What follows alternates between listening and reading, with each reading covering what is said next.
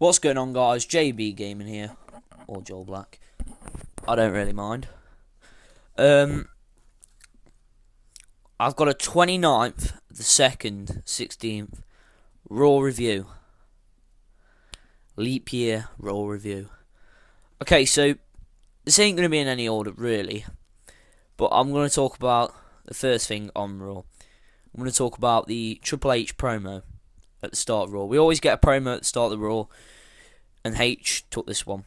So he's talking blah blah blah blah blah blah blah, and then Dean Ambrose comes out. Brilliant.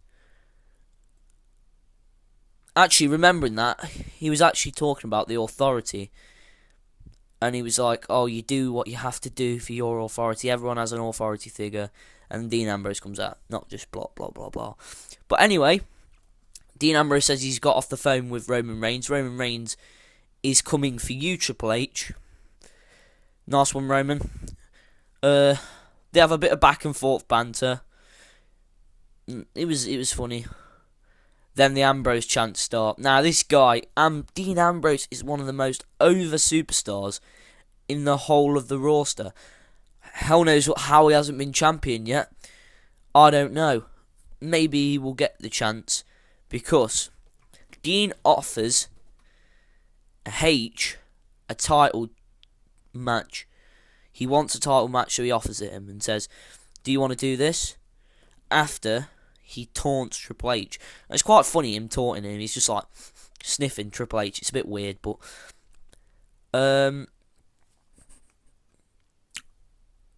yeah, he taunts him. I'm just trying to think. He taunts him and then he offers him the match. Triple H says no, and then he just leaves the ring. But he's got a match and he'll let him know, because he says he does what's best for business, blah de blah de blah. So then we're going to talk about Steph taking her reward. Now, at first I was like, oh, why do I have to watch through this? But actually, she's getting booed to hell. Stephanie McMahon, worst heel, best heel. And it was a good promo. She played it out really well, how she did it, but it didn't really interest me.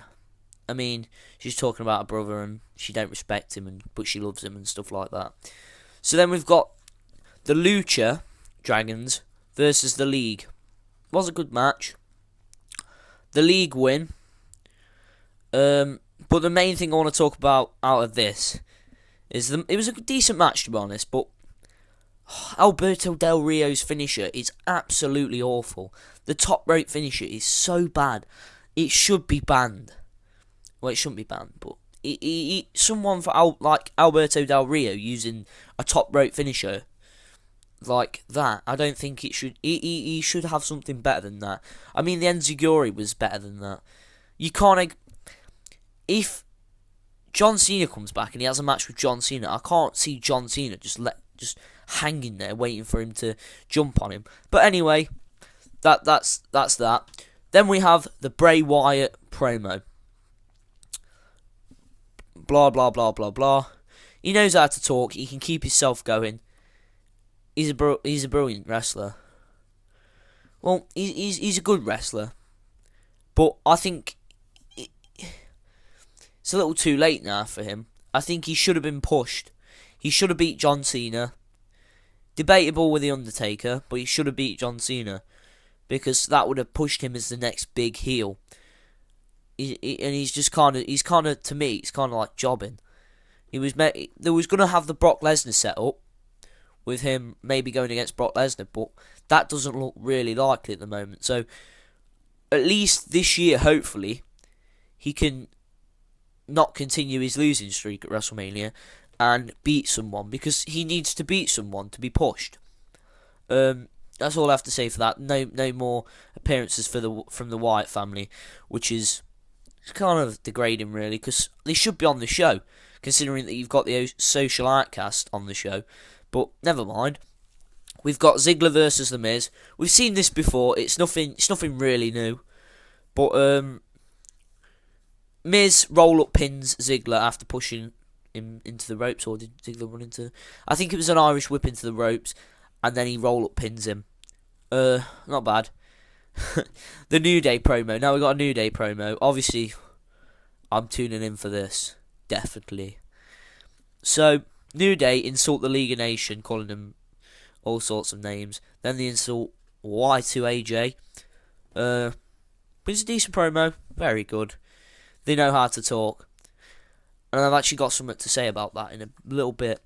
Ryback versus Adam Rose. Now, oh my god. Right. So you've got Job Squad versus Ryback. And Adam from Job Squad absolutely got demolished by Ryback. He literally crushed him. And I don't know, he just crushed him. And that was basically what happened with that. Crushed him. Literally crushed him. Now, we've got Becky versus Sasha. Number 1 contenders match. Good, really good match. Really good Divas match. Brilliant. I was loving it. I thought it was great how it was going. Only thing is, the double sunset flip and the double pinfall, if I said that right. It was good how they did it, but I'm a bit confused, really. Because I was thinking, maybe we'll get Sasha, Becky, and Charlotte triple threat for the title. Yay, we've done it. No, I think we're gonna get a 1-on-1 title shot. But what happens if they draw on SmackDown? I'll be a little bit confused, because if they go that way, I'm not sure how. I don't know. I'm just not sure. We basically get the exact opposite, if that makes sense, the exact opposite to SmackDown's Big Show versus Kevin Owens. In the fact that the match is the same, and Big Show drops KO on the ropes, between his legs, and it's gonna and he's outside the ring.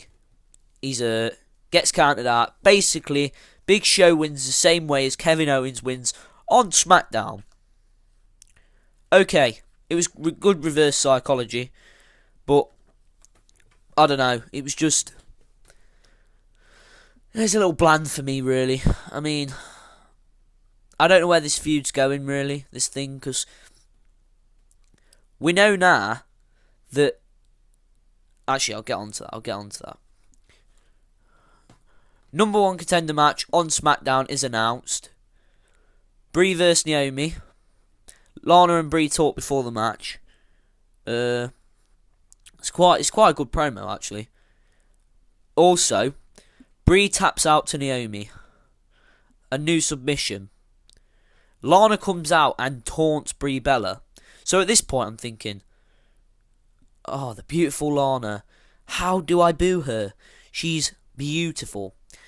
And then I'm thinking, but I want to cheer Brie. Brie's the face. And also, I wanted to talk about is, I think Lana is going to make her in-ring debut soon. I can't wait. Even though she'll be a heel, I think I'll still cheer her, because Lana is brilliant. Literally, Lana is brilliant.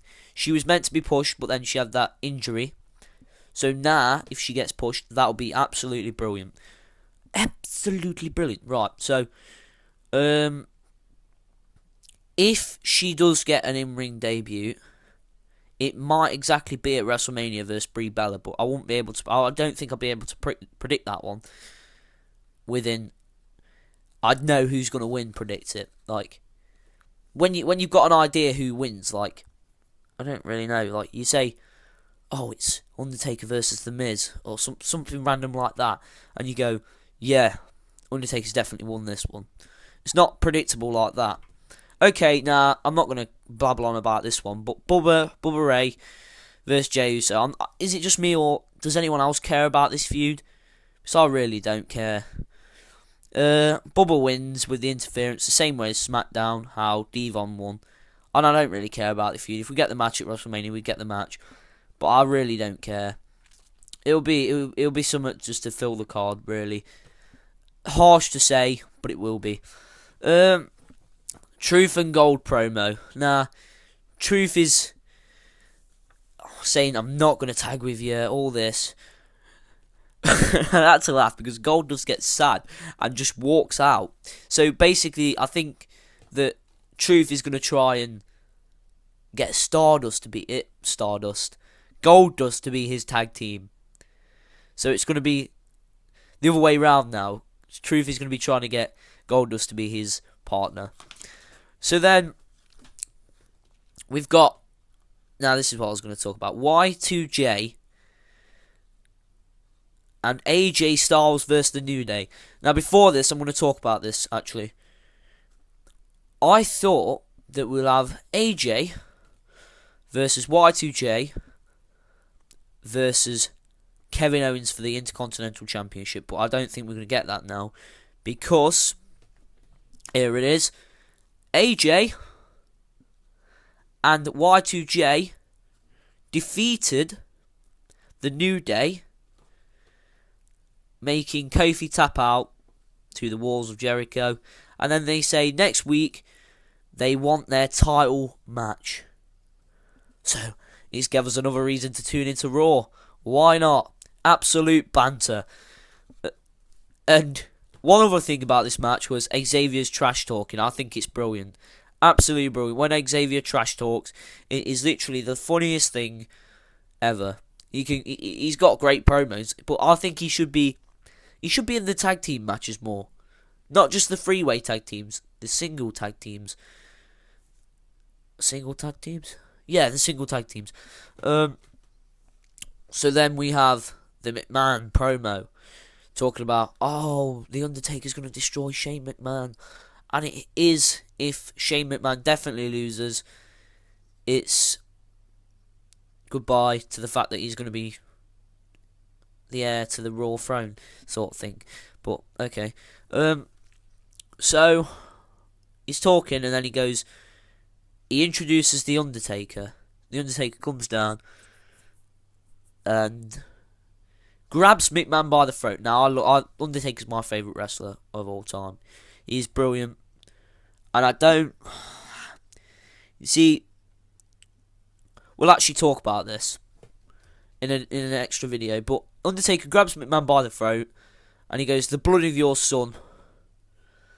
After saying a few other things, but the blood of your son is on your hands, not mine. You know what happens when I close that cell door behind me. McMahon don't really care. He's a bit scared when the Undertaker grabs him by the throat, obviously.